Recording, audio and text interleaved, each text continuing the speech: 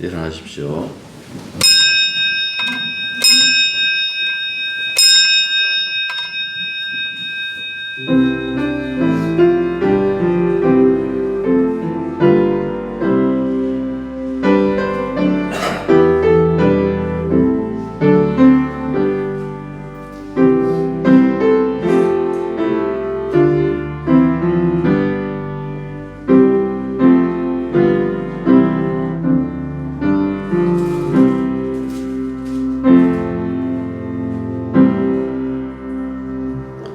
평화의 왕이 오셨으나 이 세상은 여전히 전쟁으로 솟아납니다.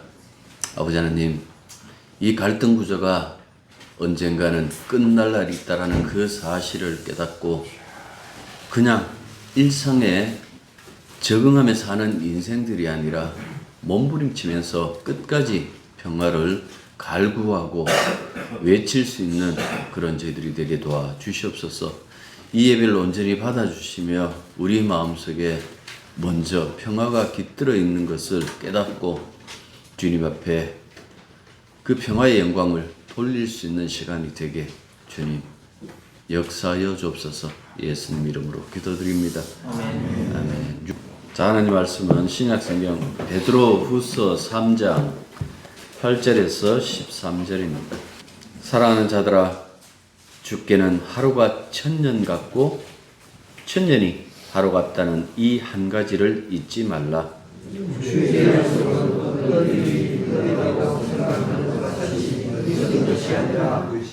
오직 주께서는 너희를 대하여 오래사사 아무도 멸망하지 아니하고 다 회개하기에 이르기를 원하시느니라.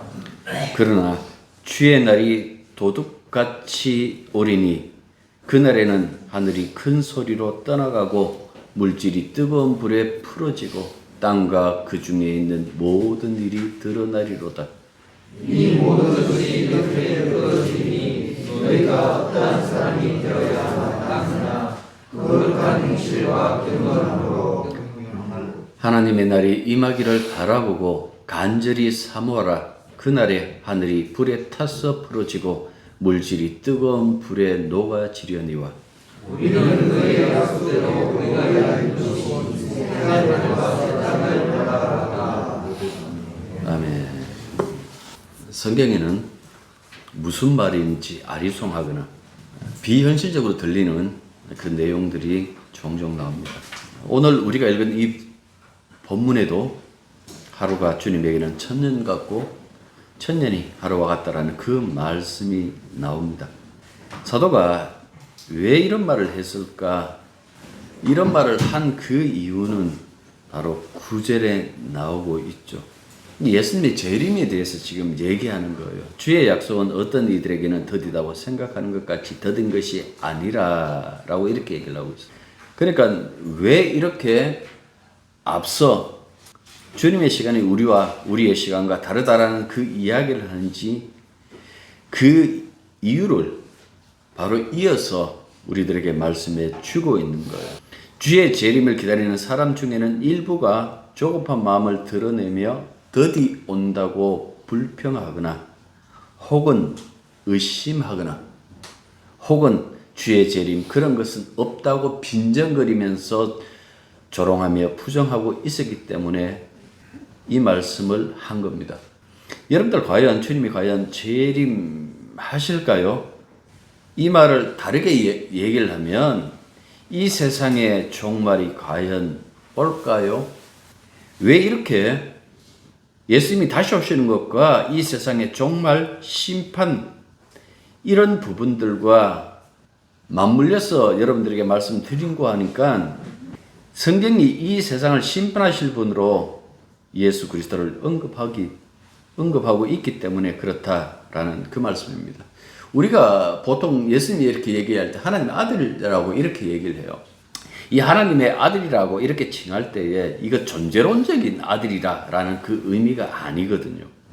그 아들이라는 것은 하나님께 통치를 위임받아서 구원과 심판을 주관할 이 통치의 당사자라는 그 의미가 담겨져 있는 아들이에요. 그래서 신약 성경은 예수님이 지금 하나님 우편에 앉으셔서 온 우주를 통치하고 있다라고 그렇게 말씀하고 있는 거예요. 그 통치의 일환이 무엇인가 하니까 바로 심판이에요. 심판이라고 하면 아마 불편하게 생각하는 사람들이 굉장히 많을 거예요.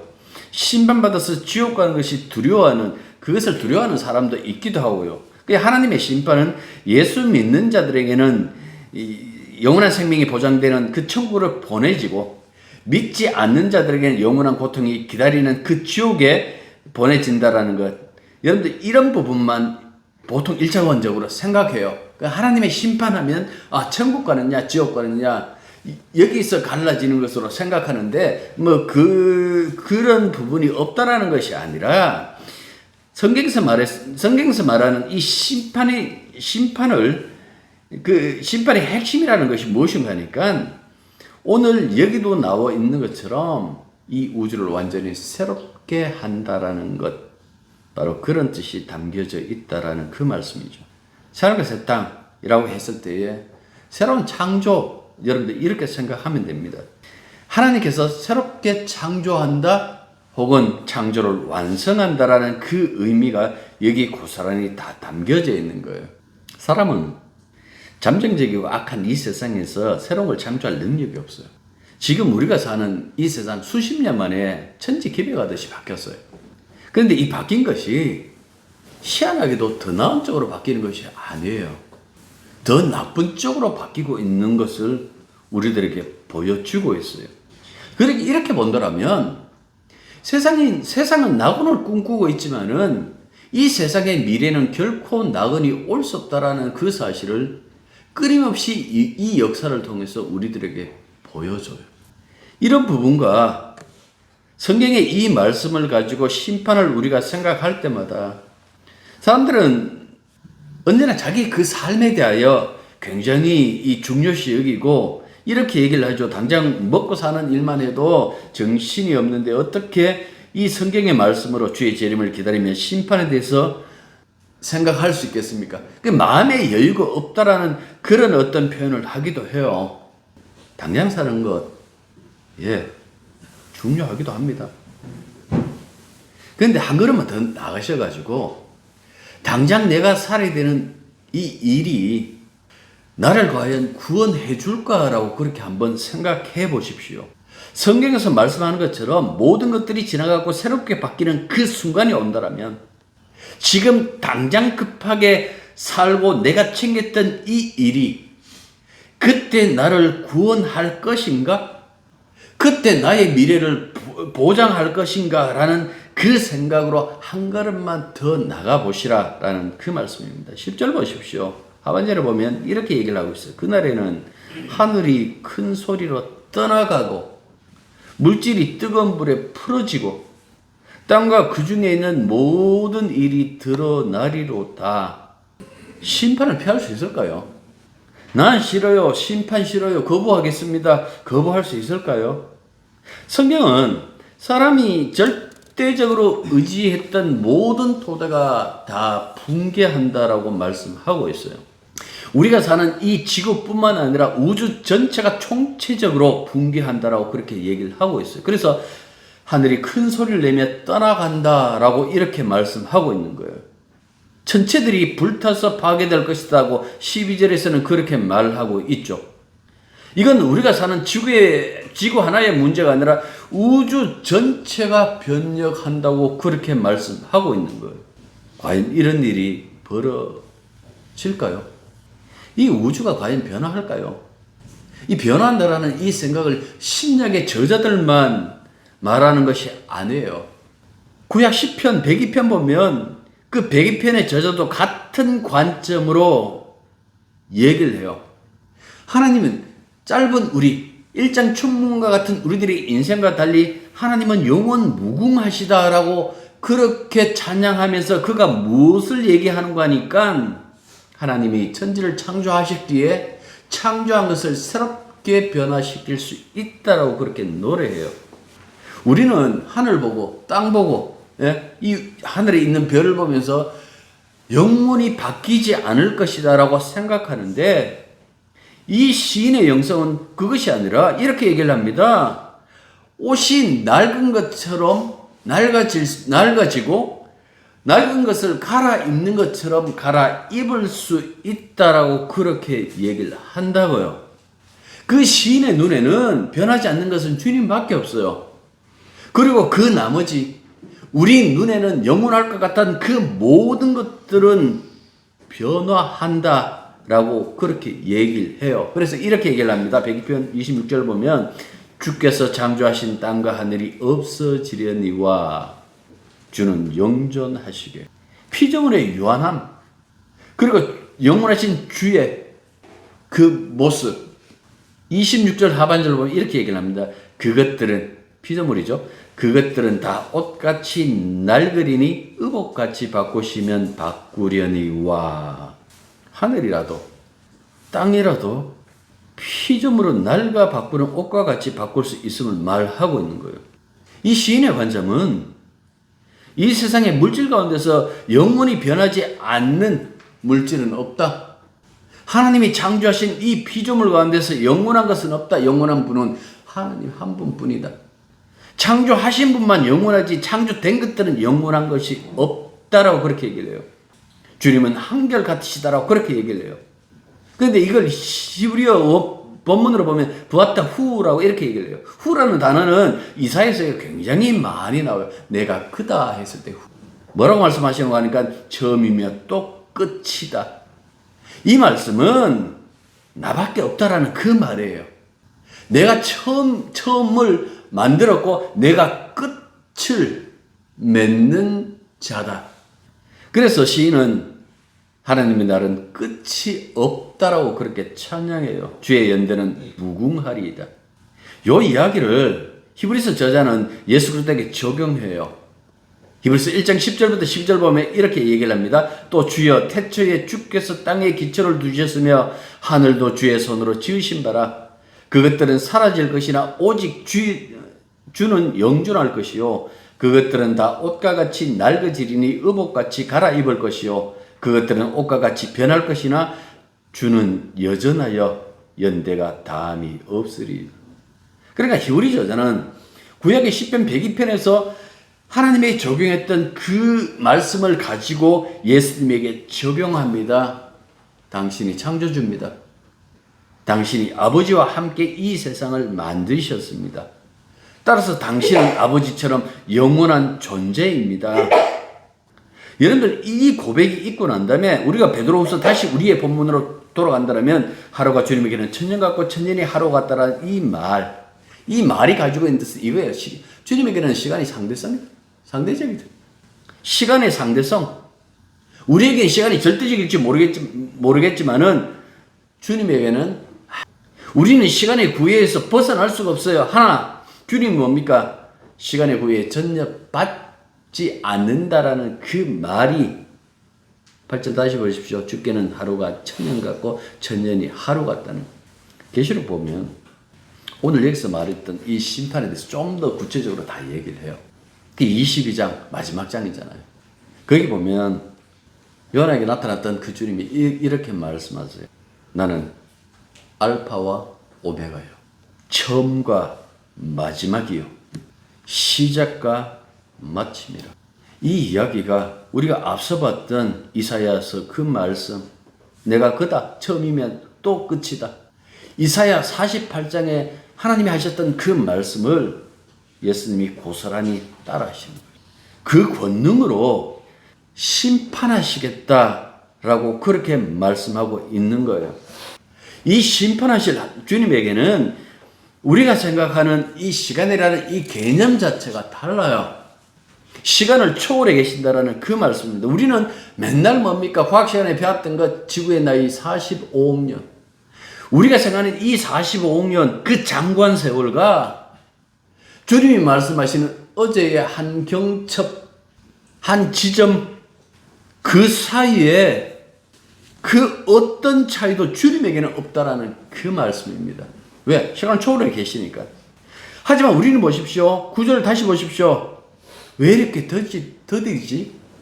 오시는 것 아닌가? 이렇게 생각하는 그 자체가 시간의 제약이 있다는 것을 방증하고 있잖아요. 그래서 우리는 늘 질문합니다. 예수님 재림, 정말 종말이 실제로 올까? 그런 일이 일어난다면 언제 그런 일이 일어날까? 정말로 이 온 우주가 새롭게 변화할까? 도대체 완전히 변하는 거야? 아니면 어느 범위까지 하시는 거야? 우리의 질문은 분명히 산더미예요. 그런데 이 질문에 답을 담은 성경은 그때마다 세밀하게 우리들에게 다 답해주지 않습니다. 성경이 이렇게 대답해주지 않으니까 재림에 대한 우리들의 어떤 그 인식이 늘 한계에 부딪혀 있죠. 때로는 잘 모르겠어 라고 이렇게 말할 수도 있어요. 도대체 우리가 부활하면 신령한 몸으로 바뀐다는데 성경에 나오는 예수님의 그 잠깐 동안의 그 모습이 있지만은 구체적으로 설명해 주십시오 하면 설명 못해요. 우리가 인식하지 못한다고 해서 우리의 인식의 한계에 부딪혔다고 해서 사실이 없는 것이 되는 것은 분명히 아니에요. 신이 아니잖아요. 인간이잖아요. 그것도 성경이 죄인이라고 그렇게 얘기를 하잖아요. 한계가 있을 수밖에 없고 오류가 있을 수밖에 없다라는 그 말씀입니다. 우리가 심판 없다라고 한다고 해갖고 심판이 없을까요? 종말은 오지 않을 거야 라고 해서 종말이 오지 않을까요? 반대로 심판이 있어 종말이 온다라고 해서 그래서 종말이 오는 겁니까? 사도는 재림 지연에 대한 그 조롱들을 방어하고 난 다음에 왜 그렇게 지연하는지 그 부분을 적극적으로 설명해요. 왜 예수님은 드디어 오실까요? 9절 보십시오. 중간부터 오직 하고 이렇게 시작하고 주께서는 너희에 대하여 오래 참으사 아무도 멸망하지 아니하고 다 회개에 이르기를 원하느니라 이렇게 말씀하고 쉽게 말하면 아직 구원받지 못한 사람들에게 구원받을 기회를 주기 위하여 드디어 오는 것이 곧 하나님의 은총이다. 하나님의 은총이 재림 지연으로 나타났다. 하나님은 당신의 뜻대로 모든 일을 하시잖아요. 기계가 아니에요. 이 우주의 시간을 따라서 그렇게 움직이시는 분이 아니다라는 그 말씀입니다. 하나님의 인자하심, 하나님의 사랑하심, 이게 그분의 성품이에요. 당신은 그 성품을 따라서 이 모든 일을 하고 있는 거예요. 그렇게 본다면 재림의 지연은 없을까 하고 의심할 수 있는 어떤 그 시간이 아니라 은혜의 시간이에요. 사람들이 믿든 안 믿든 지금 사도가 하는 그 이야기는 우리의 이 지연, 예수님이 아직 오지 않는 이것은 하나님의 긍휼을 담은 바로 은혜의 시간이다 하면서 우리들에게 말씀해 주고 있는 거예요. 속으로 여러분들 이렇게 생각하실지도 모르죠. 그래도 2000년 지났네. 고마 그때 1990년 Y2K 했을 때 그때 고마 오시지. 이 시간이 언제 이어질지 몰라. 천년 만년 뒤가 될지 아니면 당장 내일이 될지 몰라요. 근데 성경은 그 얘기를 하죠. 반드시 일어날 일이다. 모든 질문에 대해서 척척 박사처럼 대답하는 채팅 GPT. 소위 말해서 생성형 인공지능 AI도 그날과 그때를 몰라요. 왜 모를까요? 데이터가 없어요. 얘들은 데이터가 없으면 대답을 내놓을 수 없습니다. 예수님의 재림은 세상에 아직 없는 사건이에요. 세상에 아직 없는 사건이기 때문에 누구도 여기에 대해서 대답을 내놓을 수가 없어요. 초림도 그랬잖아요. 예수님의 처음 오심도. 성경에서는 그 당시에 하늘에서 천사가 노래했다. 목자들이 주님께 찾아가서 경배했다. 동방박사들이 찾아와서 경배했다라고 하지만은 지극히 작은 사건이에요. 하나님의 아들이 왔다라는 그 사실 대부분 몰랐어요. 예수님의 재림은 아마 다를 거예요. 주님이 그렇게 말씀하셨으니까. 세상의 모든 사람들이 날 본다라고 그렇게 말씀하셨으니까. 처음 오셨을 때와 다르게 모든 사람이 볼 수 있도록 오시며 그때 심판하신다라고 그렇게 말씀하셨으니까 아마 예수님의 재림은 다를 거예요. 근데 왜 우리는 모릅니까? 하나님의 자녀들인데. 쟤들이 이 부분을 물어보잖아요. 그때 예수께서 이렇게 말씀하십니다. 나도 모른다. 하나님만 아십니다. 그분이 사람의 몸을 입고 계시기 때문에 그렇게 대답하셨을 수도 있지만은 그 대답 안에는 어떤 그 내용이 들어있는가 하니까 아들을 세상에 보내는 그 일은 아버지가 결정할 일이에요. 내가 갈게 하고 내가 나설 일도 아니고 아들을 세상에 보내는 것은 아버지가 결정할 일이기 때문에 아들이 나도 모른다라고 그렇게 얘기를 했어요. 10절을 보시면 주의 이름을 도둑처럼 그렇게 얘기를 하죠. 도둑처럼 하는 것은 들키지 않기 위하여 슬며시 온다라는 말이 아니에요. 생각하지도 않은 그때에 갑자기 들이닥친다라는 그 말입니다. 예수님도 이미 이런 비유의 말씀을 주신 적이 있어요. 마태복음 24장에서 이렇게 종말은 우리에게 갑자기 다가온다라는 그 말씀입니다. 어제 잠시 모임이 있어가지고 식사하면서 이런 얘기를 해요. 그분이 생각지도 안 했는데 갑자기 돌아가셨다라고 그렇게. 개인의 죽음도 그래요. 참 많은 사람들이 예상하지도 못하는 그 순간에 죽어가는지. 그 사람 죽었대. 왜? 갑자기 심장마비가 왔어. 교통사고로. 내가 준비하지 않았는데 갑자기 와요. 가끔씩 이렇게 얘기하는 친구들이 있어요. 그냥 죽는데 그냥 약간의 시간만 있었으면 좋겠대요. 뭐 할래? 라고 물어보니까 죽을 때 자식들한테 예수님 배반하지 마. 끝까지 믿고 따라야 된다. 그 소리 하고 싶대요. 웃었습니다. 그 욕심이에요. 늙어 죽는다 해도 근본적으로는 크게 다르지 않아요. 죽음은 도둑처럼 와요. 그래서 우리의 생명은 앗아가버립니다. 개인의 죽음만 그렇습니까? 우리 이준 장로님이 기도한 것처럼 지구의 생태계도 도둑처럼 허물어가고 있어요. 흡사 제방의 뚝이 물이 넘치기 직전까지는 그래도 안전하겠지라고 그렇게 생각했는데 한쪽이 무너지기 시작하면 급속하게 무너져 막을 수 없는 것과 마찬가지다라는 그 말씀입니다. 때로는 과학자들이 그 얘기를 해요. 기후변화, 돌이킬 수 없는 그런 날이 올 수도 있다. 그러니까 지금 해결할 수 있을 때에 힘을 합쳐서 해결하자라고 하지만은 당장 이게 눈먼 자들에게는 위험의 경우가 소기의 경일기에 불과하다라는 그 말씀입니다. 사람들은 위험을 대처하면서 살질 않아요. 예수님께서도 그 얘기를 해요. 노아 이야기하면서 그 얘기를 합니다. 그날도 여전히 사람들은 시집가고 장가가고 그런데 갑자기 심판이 닥쳤다라는 그 말씀입니다. 3절 보십시오. 먼저 이것을 알지니 말세에 조롱한 자들이 와서 자기의 정욕을 따라 행하며 조롱하여 이르되 주께서 강림하신다는 약속이 어디 있느냐? 조상들이 잔 후로부터 만물이 처음 창조될 때와 같이 그냥 있다고 하니. 조롱하죠. 이거 제 이름이 어디 있어? 왜 그렇게 생각할까? 매사 자기의 정욕이라고 했어요. 이거는 욕망으로 이렇게 읽어도 됩니다. 자기 욕망 위주로 사고하고 행동하는 것이 인간의 본래 것이에요. 이거는 못 배워서 그런 것도 아니고 잘못 배워서 그런 것도 아니에요. 본태적인 거예요. 심지어 하나님의 말씀조차 이 정욕거리로 삼아 조롱거리로 만들죠. 성경은 못 믿어도 과학을 믿습니다 라는 그 사람들, 그들은 자기를 지혜롭다고 그렇게 생각해요.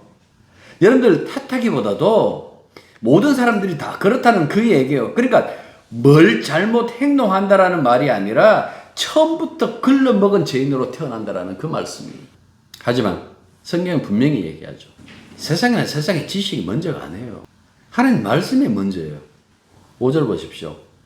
이는 하늘이 옛적부터 있는 것과 땅이 물에서 나와 물로 성립된 것도 하나님의 말씀으로 된 것은, 하나님의 말씀으로 하늘을 창조하시고 땅을 창조하시고, 그러니까 여기 보십시오. 그것이 그들이 일부러 잊으려 함이로다. 이로 말미암아 그때의 세상은 물이 넘침으로, 이 노아의 홍수 이야기하잖아요. 멸망하였을 때 라고 이렇게 말씀하고 있어요. 여러분들 하나님 말씀이 우선이라는 이 얘기에 굉장히 여러분들 마음을 담아야 되는 거예요. 세상은 뭘까? 세상은 하나님 말씀을 담아내는 하나의 용도로서 출현하는 거예요. 말씀의 위력이 어떻게 나타나는지 보여주는 것이 세상이에요. 빛이 있어라 하시면 빛이 있었고, 하늘에 광명이 있어라 하니까 하늘에 그 광명이 있었고, 세상은 하나님의 말씀의 위력을 보이기 위한 하나의 용도. 왜 세상이 불타야 됩니까? 역시 마찬가지예요. 말씀으로, 말씀의 그 위력, 그것을 나타내는 용도로 불타 없어진다라고 그렇게 말씀하고 있는 거예요. 성경이 주목하는 것은 언제나 그거였잖아요. 하나님 말씀이 성취되느냐 성취되지 않느냐. 정말 중요한 것은 말씀의 성취예요. 이 땅에서 우리가 살아가면서 뭉게뭉게 막 그냥 만들어내는 우리들의 꿈 이야기가 아니에요. 세상을 말씀으로 창조하고 또한 말씀으로 심판하는 그 일은 하나님의 영광을 위한 것이지 인간의 형편이나 환경을 고려한 것이 아니다라는 그 말씀입니다. 왜 그럴까? 유독 사람만이 그래요. 말씀으로 창조된 그 세상에 살고 있으면서도 하나님 말씀 안 들어요. 목사들이 모이면 늘 하는 소리가 있어요. 야, 요즘 아들 성경 안 읽는데 재미로 교회 다닌다. 성경 모르면 뭘로 그러면 신앙생활 하죠? 왜 하나님 말씀 안 들을까?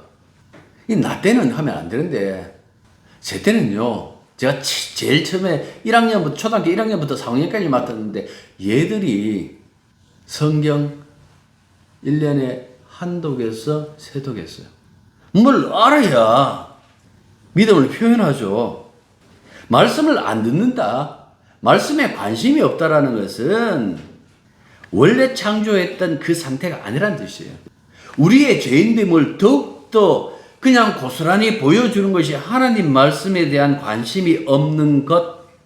그런데 우리 성도잖아요. 예수 믿는 사람이잖아요.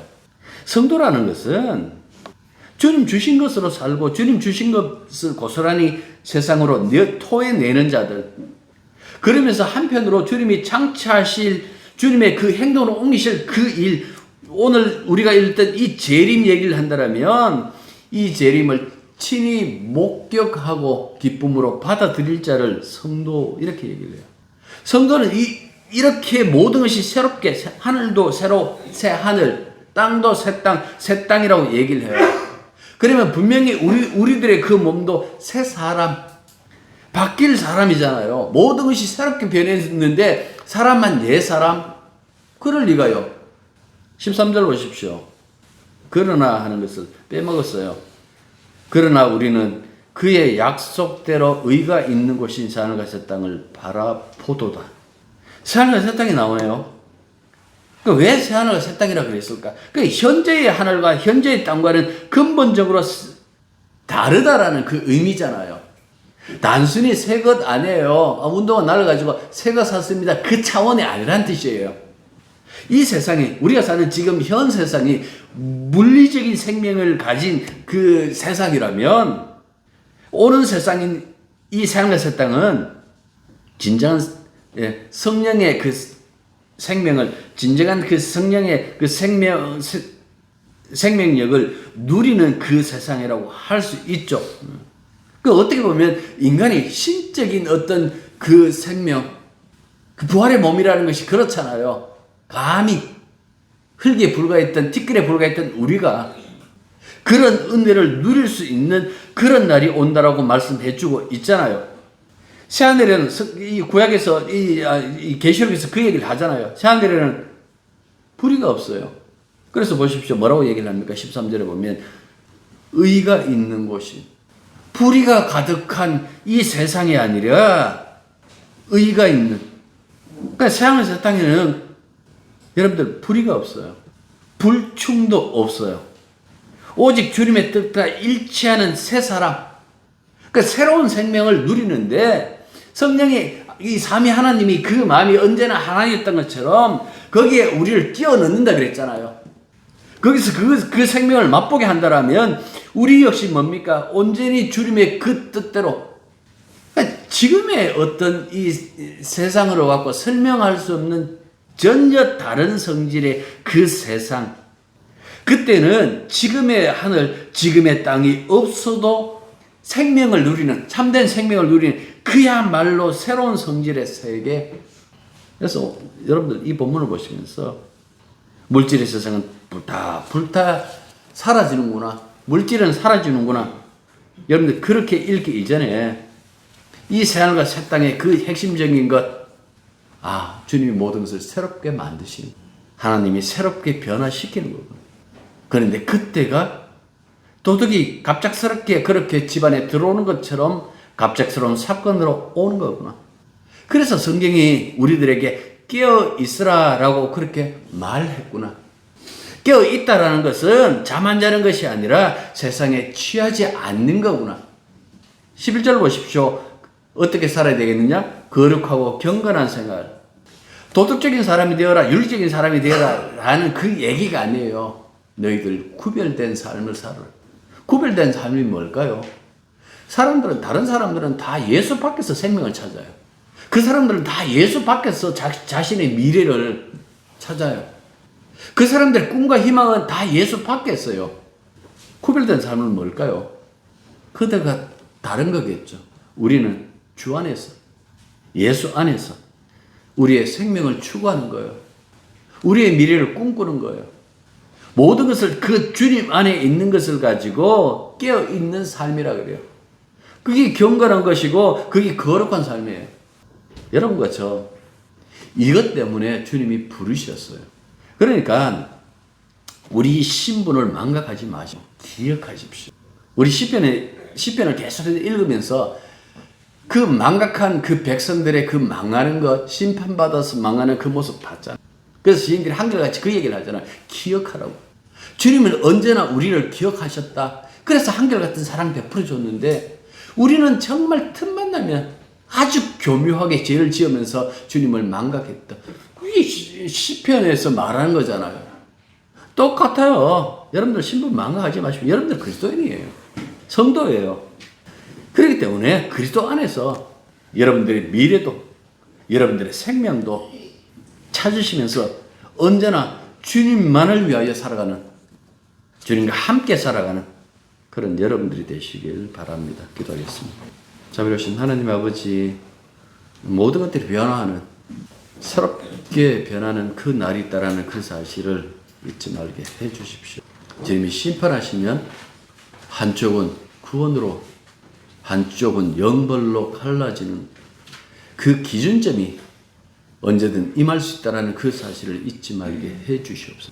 무엇을 크게 우리들에게 원하는 것도 아니고 단지 그리스도 안에서 꿈을 꾸고 그리스도 안에서 미래를 그리고 그리스도 안에서 살기 위하여 생명을 추구하는 그것을 요구하신다면 주여 언제나 그 요구에 응당 예하고 순종하며 살아갈 수 있는 저희들이 되게 도와주시옵소서.